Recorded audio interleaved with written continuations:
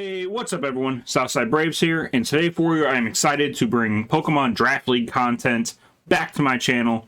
It's been a minute, but this is kind of the content that started my channel in the first place, and I'm excited to get back to it. I am a member of the YCL again this season, one of, if not my favorite draft league to be a part of. And yeah, without saying too much more, let's just jump into the team. Again, I don't go into too much depth in these draft analysis videos.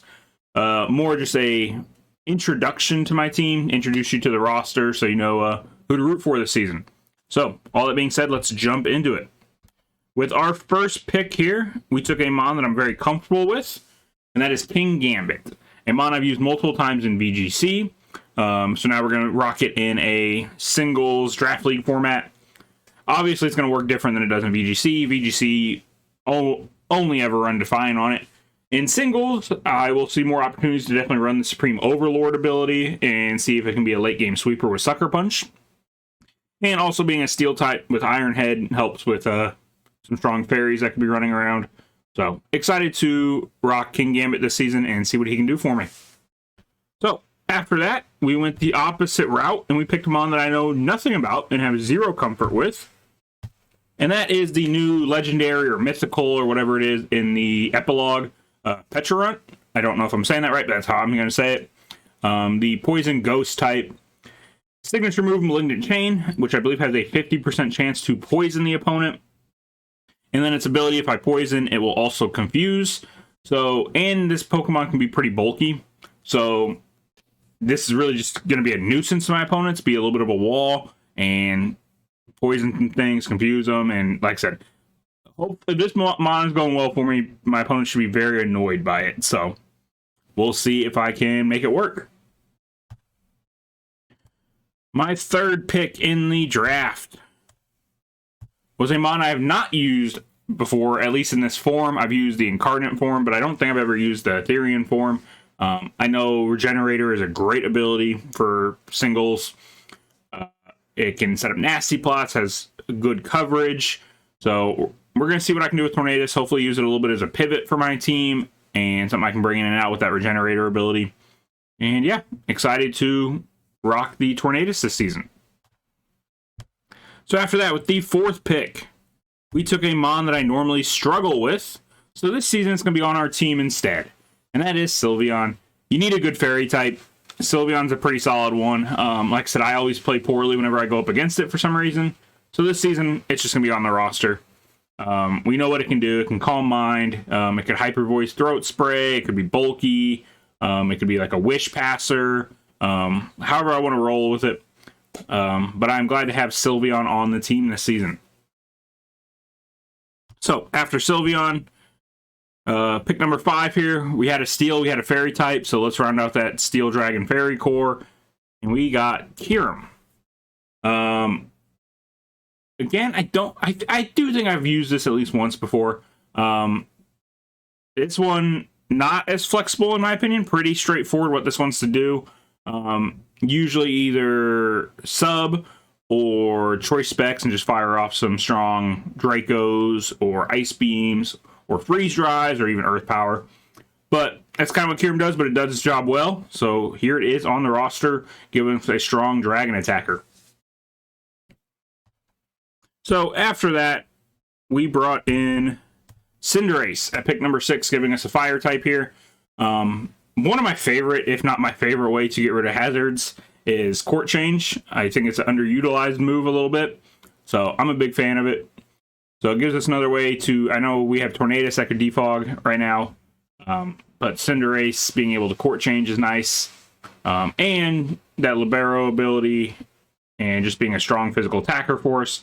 Pyro Balls always hurt, so glad to have Cinderace here at pick number 6. Number 7 here. We had not had a mon that we could Terra yet, so we went and got Veluza, the Psychic Fish type, Psychic Water type fish here in Scarlet and Violet.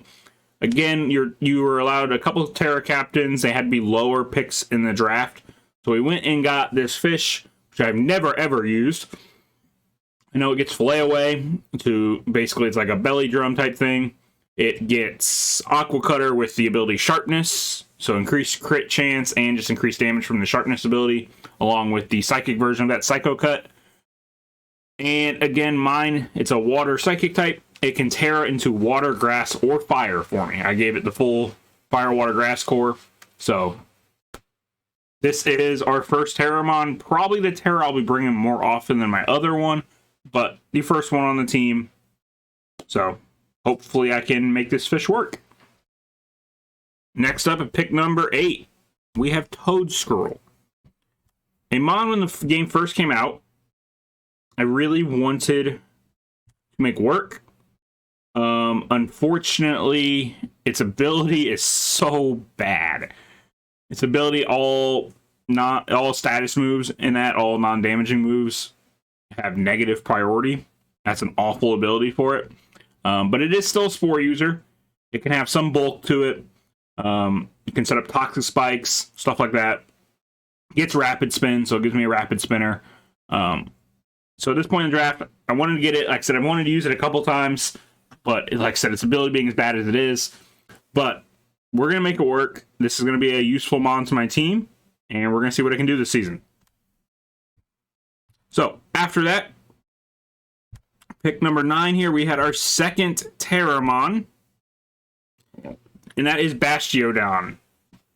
Super bulky mon, body press is kind of how I'll probably use it when I do use it. Mine has the ability to Terra into Steel, Fighting, or Flying. So those are the options for us.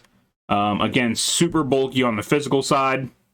And I'm just looking at it here. I didn't even realize it's very bulky on the special side too. Crazy bulky on the physical side. And very, very bulky on the special side still. So, and it has Sturdy. Not that I don't think it'd ever get one-shotted anyways with those defenses. It doesn't have a great HP stat though. So, I don't know how often we'll see this mon, but it is here. It is our second Terra option. If we see matchups for it, it might make an appearance, and hopefully when it does, it comes with some success. And lastly, our final mon on the team here at pick number 10 was Mightyena. Mightyena, a 1-point mon. At this point in the draft, I only had 1 point left. So we looked at the bottom tier of Pokemon to see what we could get. And Mightyena has Intimidate. It's a very useful ability. So I figured of all the mons down in that 1-point tier, at least give me a useful ability that might be necessary some weeks.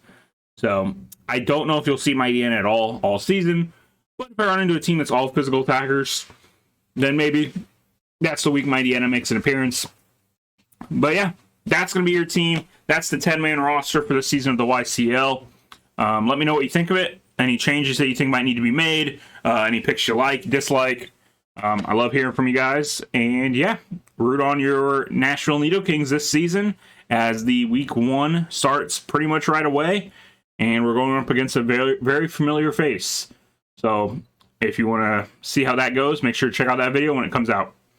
All that being said, I hope you all have a good day and a good night. And I'll catch you in a future video. Bye, guys.